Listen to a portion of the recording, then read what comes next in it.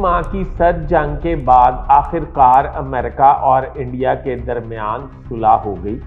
ये सुलह किस बुनियाद पर हुई और इस सुलह में पहल किसने की? इस सुलह का पाकिस्तान को क्या नुकसान हो सकता है, इस पे बात करेंगे। बराए मेहरबानी मेरा चैनल सब्सक्राइब कर लीजिए, बेल आइकन के बटन को दबा दीजिए, मैं आपका बड़ा मशकूर रहूँगा।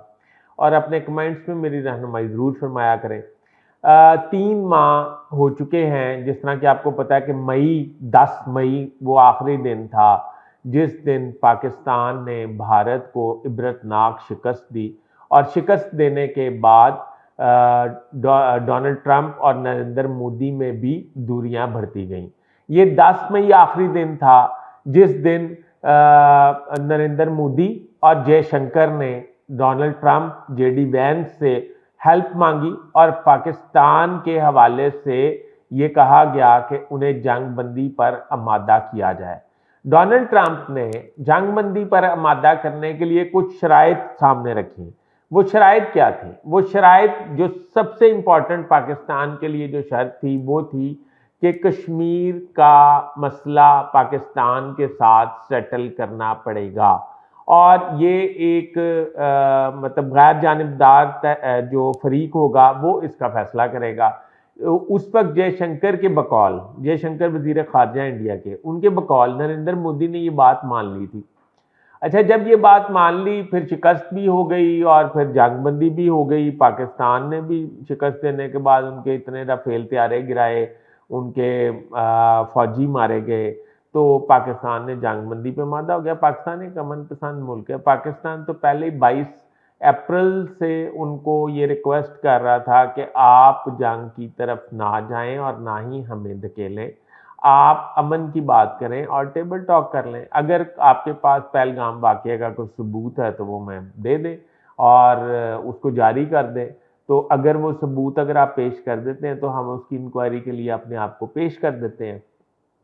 अच्छा, पर भारत जो है उसके दिमाग पे जंग का जुनून जो है वो सवार था, वो भारत के सवार नहीं था, वो एक्चुअली नरेंद्र मोदी के दिमाग में वो था।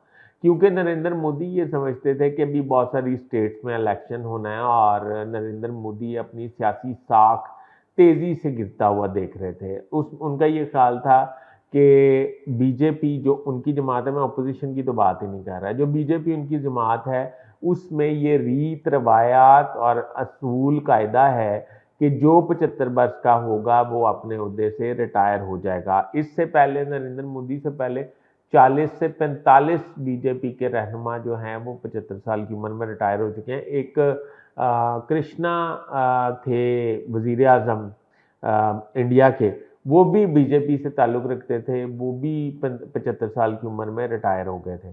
अब नरेंद्र मोदी को ये फिक्र था कि वो 75 साल के होने जा रहे हैं। अब जब हम इस वीलॉग को कर रहे हैं उस वक्त वो 75 साल के आज के दिन हो चुके हैं। वो 75 साल के होने जा रहे हैं, तो अब उनको भी रिटायरमेंट की तरफ जाना ना पड़े, तो बीजेपी उन पर दबाव बढ़ा रही थी। उधर से कुदरती तौर पे उनकी प्लानिंग जो है वो उनके मुंह पे मारी गई और पाकिस्तान ने इंडिया को शिकस्त दे दी। इंडिया का ये ख्याल था कि वो पाकिस्तान को खुदा न खास्ता थोड़ा टफ टाइम देगा तो भारत में उनकी जय जयकार हो जाएगी और फिर वो अपना ये टेन्योर जो है ना सिर्फ कंटिन्यू करेंगे बल्कि अगले टेन्योर में भी वो वज़ीर आज़म के मजबूत उम्मीदवार बन सकते हैं। तो मुख्तसर ये कि होता तो वो ये जो अल्लाह चाहता है। तो नरेंद्र मोदी को मुंह की खानी पड़ी। ऑपोजिशन की तरफ से भी बहुत मतलब मुतालबा जोर पकड़ने लग गया कि नरेंद्र मोदी जो हैं वो फौरी तौर पर उनको स्टेप डाउन करना चाहिए। उन्होंने पाकिस्तान से शिकस्त खाने के बाद इकॉनमी तबाह कर दी, अमेरिका से 50%, फिर 100% टैरिफ लगवा लिया, फिर राफेल तैयारे की इंडस्ट्री जो है वो तबाह करा दी और पूरी यूरोपीय यूनियन भी हमारे से नाराज़ करा दी। और इस तरह के बहुत सारे नरेंद्र मोदी पे इल्ज़ामात थे कि उनका ये ख्याल था अडानी और दूसरे लोग जो हैं उनके फ्रंटमैन के तौर पे काम करते हैं और दुनिया से करोड़ों अरबों डॉलर जो हैं वो करप्शन की मद में कमाए जा रहे हैं।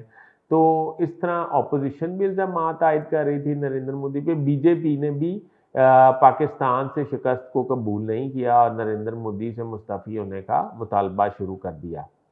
अच्छा, अब नरेंद्र मोदी बिहार में आपको पता है 2 लाख से ज़्यादा फौज जो है वो अपने ओहदों से इस्तीफ़ा दे चुकी है, हड़ताल पे जा चुकी है और उनका ये ख्याल है कि अगर उनके मुतालबात पूरे ना किए गए तो उनको वो अपने ओहदों से इस्तीफ़ा भी दे देंगे। वो मैं एक वीलॉग कर चुका हूँ, वो एक अलहदा वीलॉग है, वो आप मेरे प्रोफाइल पे देख लीजिएगा।